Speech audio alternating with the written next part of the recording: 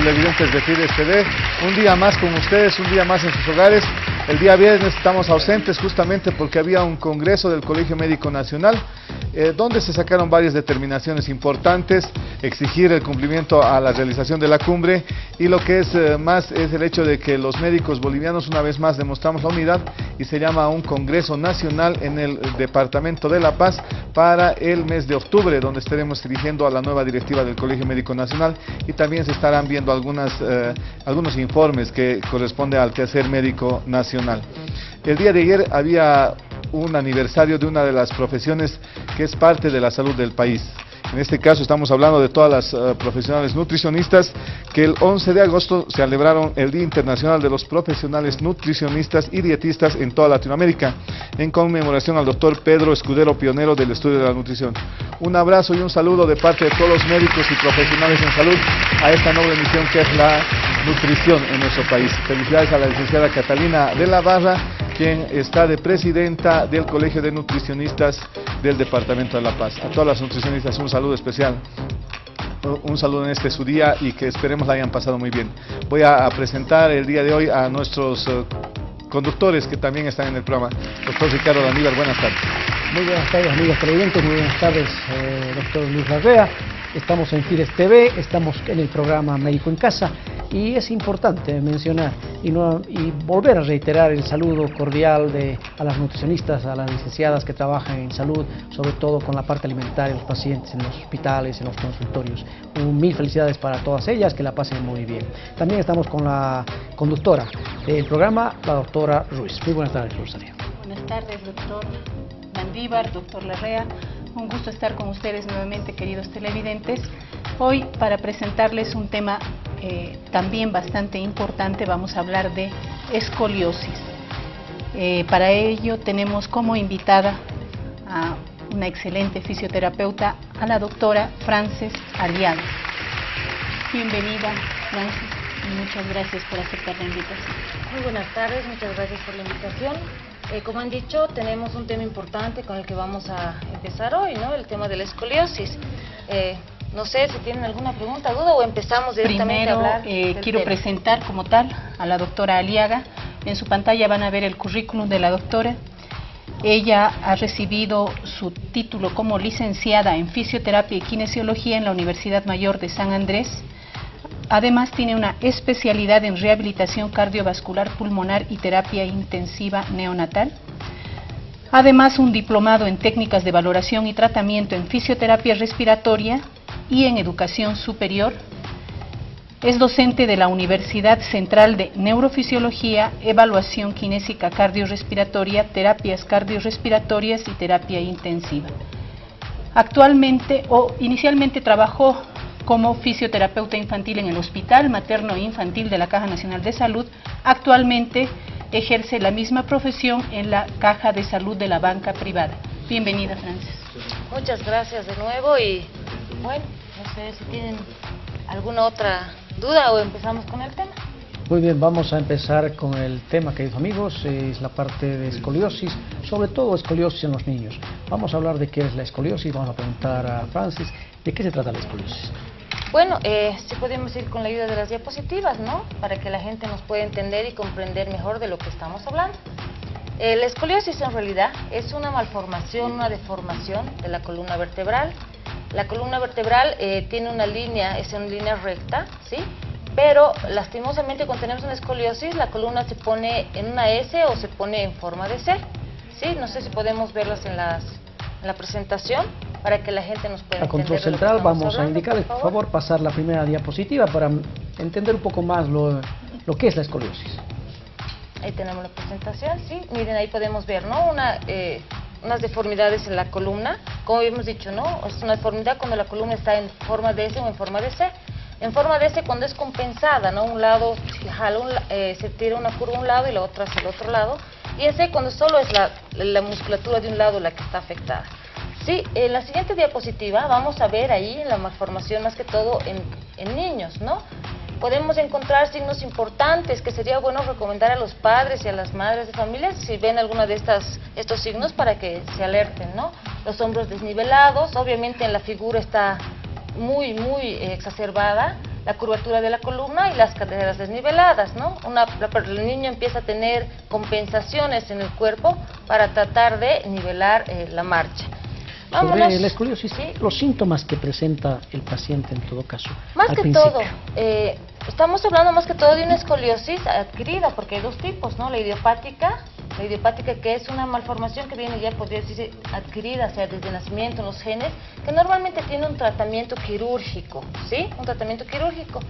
Y la adquirida, que es cuando los jóvenes, los niños, empiezan a ponerse o adquirir malas posturas y la columna adquiere esas malas posturas, en realidad, ¿no? Entonces, el mismo peso, incluso hasta de las mochilas, hace que el niño tenga una postura diferente. El sentarse en el escritorio tenga una postura diferente, entonces empiezan las curvaturas. ¿Qué signos podemos encontrar o qué síntomas en estos pacientes? Uno, el dolor de espalda. Típico, los jóvenes, los niños tienen dolor de espalda, ¿sí? Al caminar, nos damos cuenta de que el niño camina medio chueco, ¿no? Con un hombro arriba y el otro abajo. A veces ellos no se notan, pero sí las mamás o los papás notamos esta desviación, ¿no? Al sentarse tienen algún tico, una sentada especial, ¿no? Más cómodos a un lado, obviamente al que está la curvatura, que al otro, porque sienten que jala. Más que todo, esas son las características, ¿no? Las desviaciones y el dolor son los primeros síntomas que aparecen y que serían bueno que los papás se den cuenta de esto, ¿no? Para poder atender ipso facto, se podría decir, al joven, ¿no? Es decir, que la escoliosis adquirida que llamas es un trastorno de postura, siempre Exacto. Es secundario a alteraciones en la postura. Así es. Pero hay factores que predisponen a sufrir este problema. Claro que sí, uno de los factores que predispone esto es, por ejemplo, la displasia de cadera, ¿no? En las niñas especialmente, ¿no? Ves que el índice de displasia de cadera o luxación de cadera en las niñas es más predominante, mayor. Entonces, cuando tienen displasia, las niñas tratan de compensar ese movimiento de la cojera cuando no son tratadas y obviamente la columna empieza a tener curvaturas o desviaciones que son las que llamamos las escoliosis, ¿no? Ese es uno de los factores. Otro factor también es importante, es el pie plano, ¿sí? El pie plano, cuando es muy plano el piecito, entonces el niño también empieza a tender a adquirir malas posturas y también se empiezan a formar las escoliosis. Entonces es secundario a otros trastornos corporales en el niño. Así es. Y que hay que atenderlos a tiempo. Exacto. La luxación congénita de cadera generalmente cuando son pequeños, Exacto, antes de los 3 meses. ¿no? A los 3 meses se hace la valoración y de acuerdo a hacer la valoración ya, según el ortopedista, ya le dan, ¿no? un tipo de tratamiento. Pero estos niños que ya han tenido antecedentes son los indicados para seguir un control, digamos, mensual, anual, para ver que no tengan malformaciones de columna. Los piecitos planos, ¿hasta qué tiempo tenemos para los pies planos hay que verlos hasta a partir de los 3 años hay que ver, ¿no? Es donde se empieza a formar el arquito y ahí hay que ver. Antes no nos sirve de nada, ¿no? Porque eso es normal, pero a partir de los 3 años sí es la... Ya. Y la tercera causa sería los trastornos posturales que decía. Exacto, ¿no? Ya cuando uno se sienta, incluso no, cuando vamos creciendo las niñas tenemos a ser un poco más tímidas, se podría decir, ¿no? Entonces en el desarrollo las niñas empiezan a adquirir malas posturas, justamente por el desarrollo de los senos, ¿no? Y en los jóvenes muchas veces, y que lo que les digo yo a los varoncitos, es que a veces se buscan chicas mucho más bajitas que ellas, ¿no? Entonces por abrazarlas o por agarrarlas, entonces tienen que agacharse mucho y también, aunque no crean, es una postura, una mala postura que adquieren y van deformando la columna. Otra cosa, ahí aparecía una diapositiva sobre la importancia como factor predisponente las mochilas. Exacto. Los tipos de equipaje que cargan si nuestros podemos niños. Ver, ahí tienen, ¿no? Hay 2 tipos de diapositivas. Uno, vemos que los jóvenes cargan la mochila normalmente a un lado, ¿sí? Al cargar a un lado, vemos ahí que el cuerpo está, digamos, balanceándose a un lado, llevándose el peso a un lado. Sí, cuando la correcta postura es llevar la mochila con los 2 tiros sobre los 2 hombros, para que el peso sea equilibrado en ambos hombros y la columna esté en un solo lugar, ¿sí? La forma de alzar, incluso ahí podemos ver, ¿no? Los chicos lanzan la mochila donde sea y la alzan como pueden. La forma que normalmente alzan, y que también es una mala postura, es que la alzan como el primer dibujo, ¿no? Y producimos no solo lesiones de escoliosis, sino hasta lesiones de espalda, ¿no? Lumbalgias y otros tipos de patologías. Entonces también tener cuidado al alzar la mochila, ¿no? Doblando siempre las rodillas, agachándonos. Hay que entender ahora, lastimosamente, en esta época, las mochilas son muy pesadas, ¿no? Los chicos llevan el baldor, llevan el pequeño Larousse de 1000 hojas, llevan la Biblia, ya, con eso pobre mochila, los chicos no saben cómo cargar la mochila, es uno de los factores que producen dolor. Otro tipo también es las mochilas con rueditas, ¿no? Que todos dicen, ay sí, mi hijo va a estar mejor. Lastimosamente es lo erróneo, porque la mochila está muy pesada y solo jalamos con un solo lado, fíjense en el dibujo. La mochila está re pesada, se jala con un lado y automáticamente la columna adquiere una muy mala postura, siendo que nosotros deberíamos empujar la mochila, llevarla hacia adelante, no jalarla hacia atrás, ¿sí? Al lado podemos ver un chico de colegio, ¿no? Fíjense, está llevando su guitarra de música, las zapatillas de deportes, sus libros de matemáticas, física, química, o sea, esa mochila está que rebalsa y el pobre encima está llevando peso a un solo lado. Entonces la columna está haciendo un mayor sobreesfuerzo y una mala postura, ¿sí? Generalmente en los niños que trabajan hay mucha explotación hoy en día de los niños que trabajan levantando pesos, levantando objetos pesados, también tiene un factor importante. Y otra cosa, la parte de la escoliosis congénita. Hay pacientes que vienen con escoliosis y cuando se hace una medida de ambas extremidades inferiores se ve que hay una asimetría, hay una disminución. Eso también puede condicionar, ¿verdad? Así es. Lastimosamente, como habíamos dicho, ¿no? Una escoliosis congénita, ya viene de familia, vienen los genes. Entonces sí es necesariamente quirúrgico. La simetría en los pies, lastimosamente, a veces es muy grande, son de 5 a 10 centímetros. El niño tiene que compensar para no sentirse mal, ¿no? Compensar el movimiento. Pero como ya hemos dicho, lastimosamente, este tipo de patología, la congénita, es 100% quirúrgica, ¿no? Eso hay que tenerlo muy en cuenta. Habría que prevenir este problema, ¿no es cierto?